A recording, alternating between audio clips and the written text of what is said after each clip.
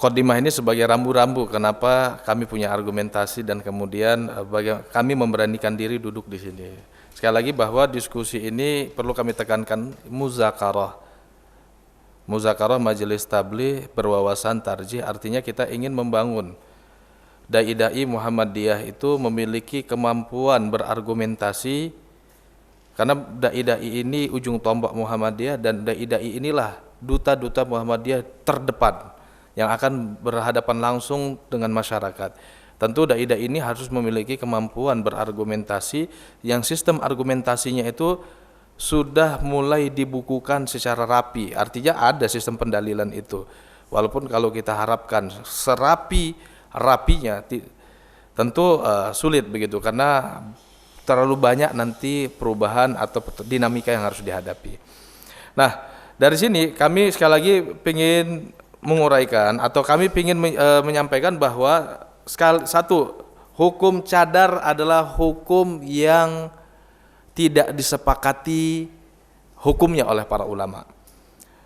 Studi klasik mengatakan wajib atau mustahab atau sunnah bahasa lainnya.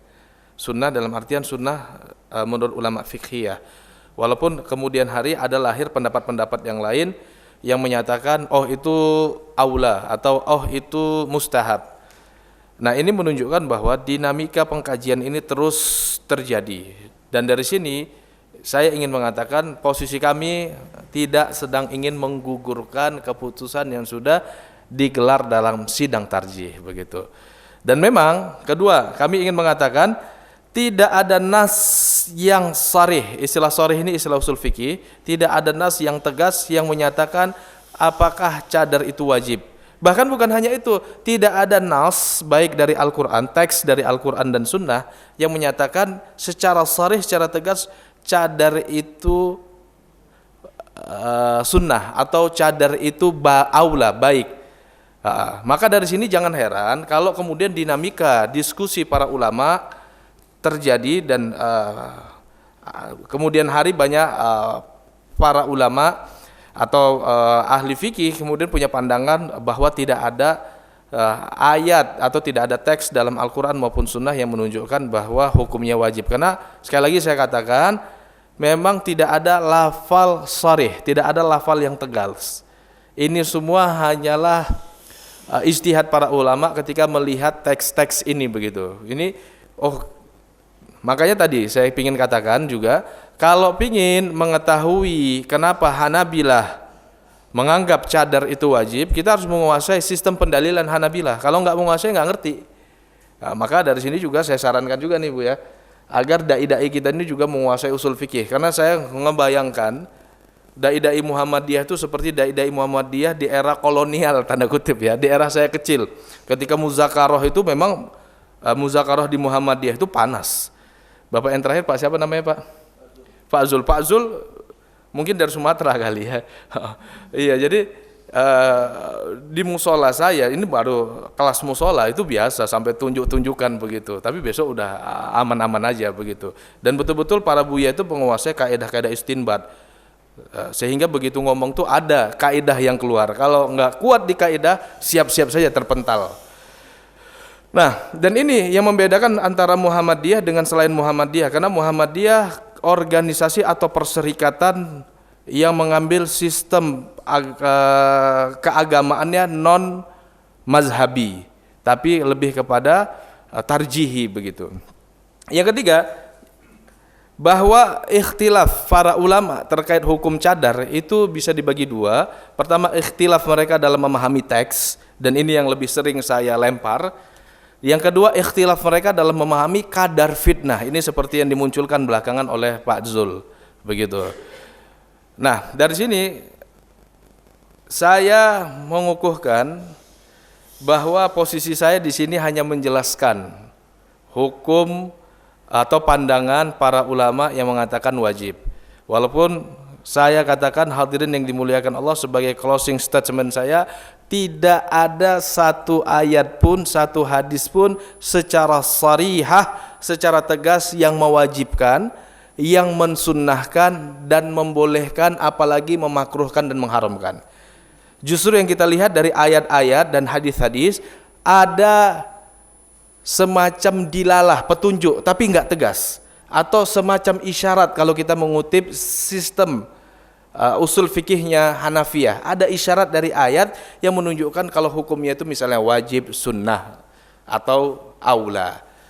Nah, maka dari sini sah-sah saja kalau ada kelompok tertentu memandang hukum cadar itu wajib karena dua faktor tadi, memahami teks agama dalam hal ini Al-Quran dan Sunnah. Kedua, kadar fitnah, dan masing-masing orang tentu memiliki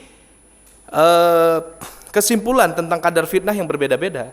Begitu, tergantung latar belakang pemikiran dia yang ada. Nah, begitu juga dari sini juga kami mengukuhkan sebagaimana yang dikukuhkan fatwa tarjih, karena tidak ada ayat yang memerintahkan, maka lebih tidak ada lagi ayat yang melarang.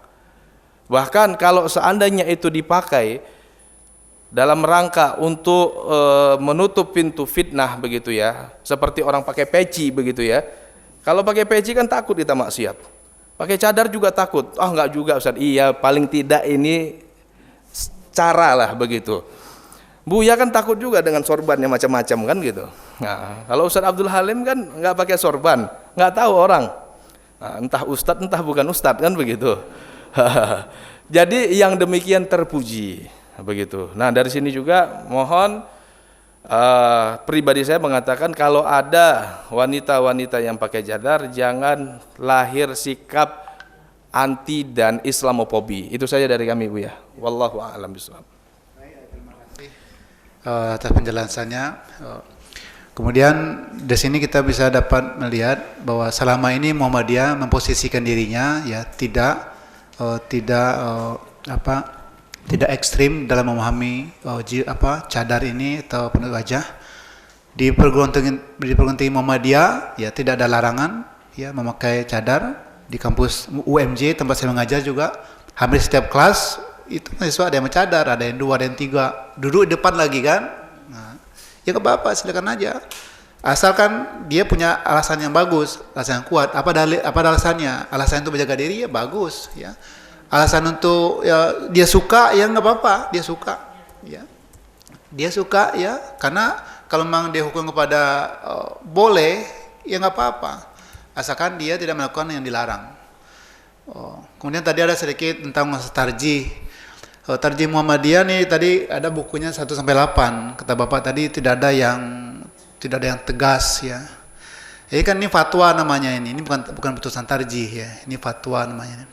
Fatwa majelis tarjih. Nah, yang putusan majelis tarjih itu banyak yang tegas di situ ya. Jadi sesuai dengan masalah yang dihadapi. Contohnya masalah orang mengimani Nabi setelah Nabi Muhammad, itu tegas banget di tarjih Muhammadiyah ya. Dikatakan bohong dan bohong itu terhadap Nabi itu adalah kafir. Ya. Tegas itu Pak. Jadi beda. Jadi putusan majelis tarjih Muhammadiyah itu berbeda produknya dengan buku ini. Ini makanya buku fatwa nih. Fatwa ini hanyalah pengurus majelis tarjih. Dia membicarakan beberapa pengurus, kemudian mensepakati ini keluar fatwa majelis tarjih namanya. Diterbitkan di Surah Muhammadiyah. Tapi kalau putusan majelis tarjih itu hasil musyawarah nasional. Nah, ya, itu tegas, selalu tegas. Baik, sekiranya itu saja. Terima kasih atas kehadiran.